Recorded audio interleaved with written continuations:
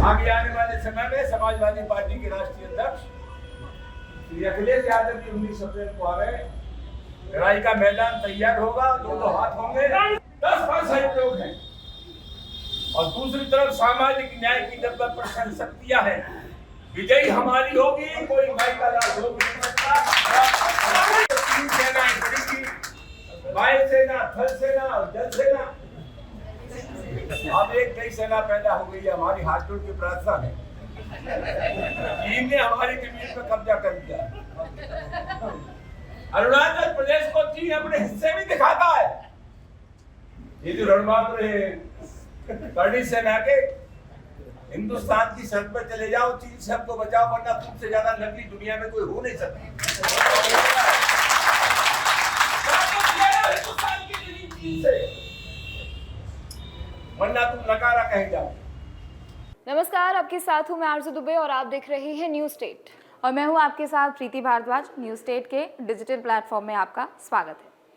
लगातार सपा सांसद रामजीलाल सुमन के जो विवादित बयान है वो लगातार सामने आ रहे हैं, औरंगजेब से लेकर राणा सांगा तक, और अब उन्होंने एक और विवादित बयान दिया है जो कि सामने आ गया है। इस पर हमारी सहयोगी प्रीति के पास तमाम अपडेट है। प्रीति, ये जो लगातार औरंगजेब की कब्र को हटाने की मांग उठी, इसके बाद करनी सेना पर उन्होंने बयान दिया, तो इस बयान को किस तरीके से देखा जा रहा है? और सबसे बड़ी बात इसमें ये है कि वो अपने बयान देने के बाद उस पर माफी नहीं मांग रहे हैं। बिल्कुल, और मुझे लगता है सारे इस फसाद की जड़ इसी को कहा जा रहा है कि वो अड़े हुए हैं, और मुझे ऐसा लगता है कि जिस हिसाब से अभी मौजूदा स्थिति है, माफ़ी मांग लेनी चाहिए और उसके बाद इसको ख़त्म करना चाहिए। क्योंकि आप देखिए कि ये कोई अभी नया मामला नहीं है। औरंगज़ेब के समय में हमने देखा कि किस तरीके से महाराष्ट्र की पूरी राजनीति गरमाई हुई थी। औरंगज़ेब के कब्र को हटाना चाहिए, नहीं हटाना चाहिए, हटाना चाहिए भी तो क्यों हटाना चाहिए, और नहीं हटाना चाहिए तो क्यों नहीं हटाना चाहिए। तमाम हमने तर्क वितर्क यहाँ पर देखे थे। अचानक से अबू आज़मी की एंट्री होती है। अबू आज़मी कहते हैं कि औरंगज़ेब हमारे नायक हैं। औरंगज़ेब को लेकर उन्होंने बयान दिया, जिसके बाद पूरी राजनीति शुरू हो गई और फिर वो एक मुस्लिम तुष्टिकरण को भी लेकर यहाँ पर राजनीति शुरू हो गई। अबू आज़मी लेकिन वो तुरंत ही अगले दिन वो ट्वीट करके माफ़ी मांग लेते हैं। वो कहते हैं कि मेरा वो मतलब नहीं था जो कि मैंने कहा था, अगर किसी को क्षति पहुंची हो तो मैं माफ़ी मांगता हूँ। लेकिन चूंकि औरंगज़ेब को लेकर ये हमने पूरी एक प्रक्रिया देखी कि बार बार विवाद हो रहा था। औरंगज़ेब को लेकर कहीं से कोई पार्टी कुछ कह दे रही थी तो उसके जवाब में इधर बीजेपी भी अपने तमाम लोगों को बुला रही थी, तो बीजेपी के भी लोगों की ओर से कहा जा रहा था कि औरंगज़ेब का लोग क्यों समर्थन कर रहे हैं जबकि वो क्रूर शासक रहा है। तमाम बड़ी बड़ी बातें उनकी ओर से कही गई थी। लेकिन अचानक से ये पूरा सेंटर ऑफ अट्रैक्शन वो इसलिए भी बन गया क्योंकि जब वक्फ कानून को लेकर चर्चा हो रही थी संसद में, तो राज्यसभा में उस वक्त रामजीलाल सुमन संबोधन कर रहे थे। रामजीलाल सुमन अचानक से कहते हैं कि इतने दिनों से औरंगज़ेब बाबर ये सब कुछ किया जा रहा है। अगर भारत में रहने वाले मुस्लिम औरंगज़ेब और बाबर की औलादे हैं, जो कि क्रूर शासकों की अगर ये औलादे हैं, तो फिर जो उनके ऊपर उंगली उठाते हैं, यानी जो औरंगज़ेब और बाबर पर उंगली उठाते हैं, वो आखिर किन की औलादे हैं। उन्होंने यहाँ पर एग्जाम्पल दिया महाराणा संग्राम सिंह का, यानी राणा सांगा का उन्होंने उदाहरण दिया, और उन्होंने कहा कि इब्राहिम लोधी को हराने के लिए औरंगज़ेब को बुलाया था राणा सांगा ने। तो इसी को लेकर ये पूरा विवाद गर्मा गया और संसद में ही हमने देखा कि काफ़ी इसके विरोध में लोग नारे लगाने लगे थे। और जैसे ही उनका ये बयान वहां से बाहर निकला, हालांकि बाद में उसको संसद की कार्यवाही से हटा दिया गया था, लेकिन मिनट्स के अंदर जैसे ही ये सोशल मीडिया पर वायरल हुआ, हमने देखा कि राजस्थान में जो कि करनी सेना का गढ़ है, वहां पर किस तरीके का प्रदर्शन होने लगा। पहले करनी सेना कहती है कि आप माफ़ी मांगो, वो माफ़ी नहीं मांगते हैं।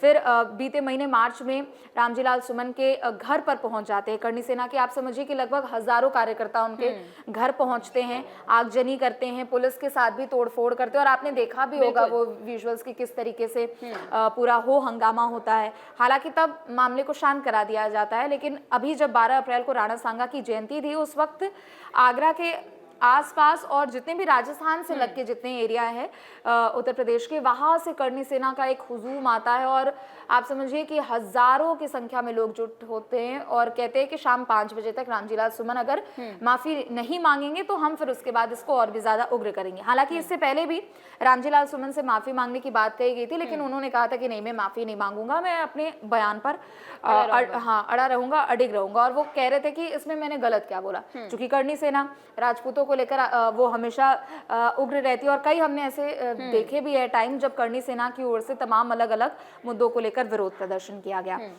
चूंकि आगरा के पास एक पूरा इलाका है जो ठाकुरों का गांव कहा जाता है, लगभग आप समझिए कि 28 से 30 ऐसे गांव हैं जिसमें सिर्फ ठाकुर हैं, या तो फिर ठाकुरों की संख्या बहुत ज़्यादा है।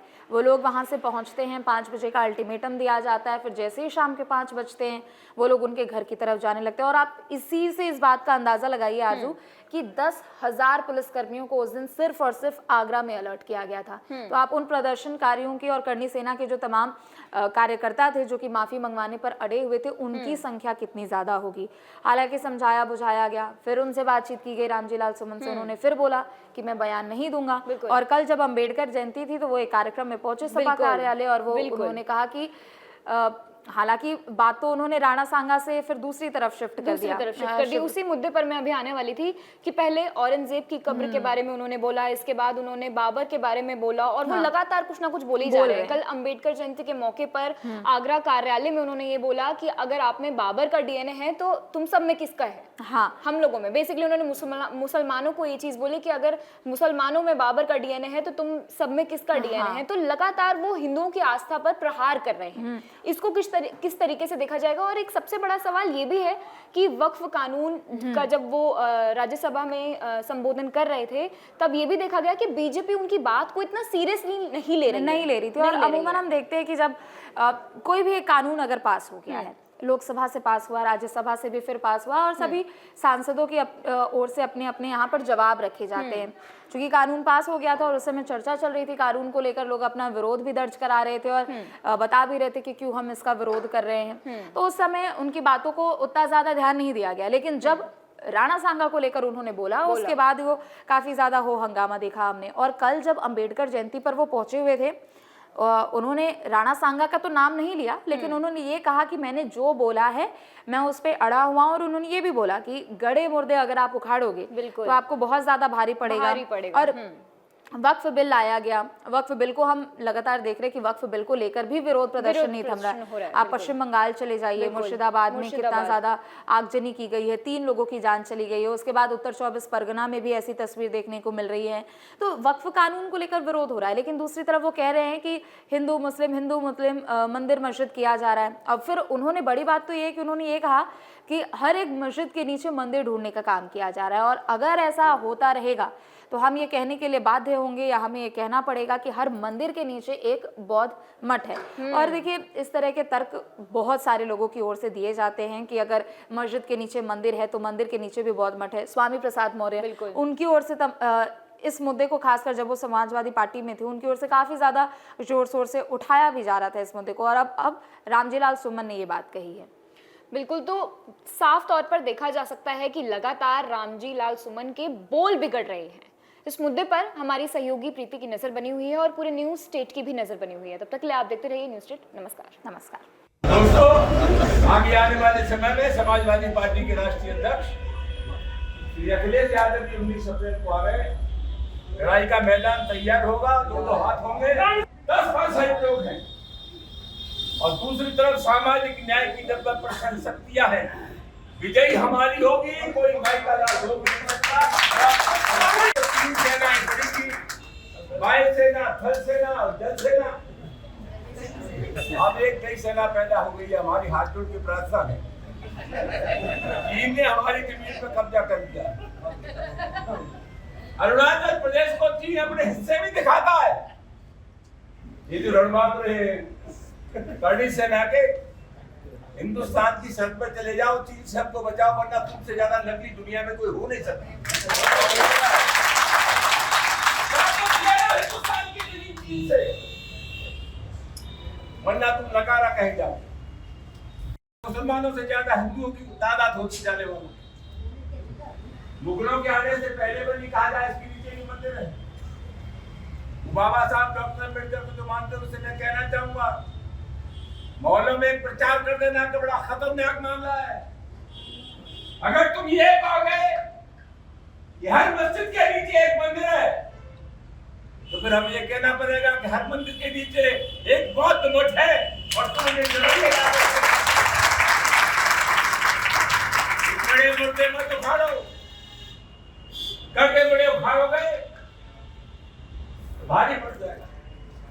ये लड़ाई उन लोगों से है जो हिंदुस्तान के मुसलमानों को बाबर की औलाद बताते हैं। हम कहना चाहते हैं जब जब इस देश की इज्जत दांव पर लगी है, हिंदुस्तान के मुसलमान ने साबित कर दिया है कि देश की मिट्टी से जितनी मोहब्बत हिंदू को है उससे कम मोहब्बत नहीं है। जब तुम बाबर को कहोगे कि ये मुसलमान बाबर का डीएनए है, तो तुम्हें किसका डीएनए? कोई तो रायता फैला हुआ है।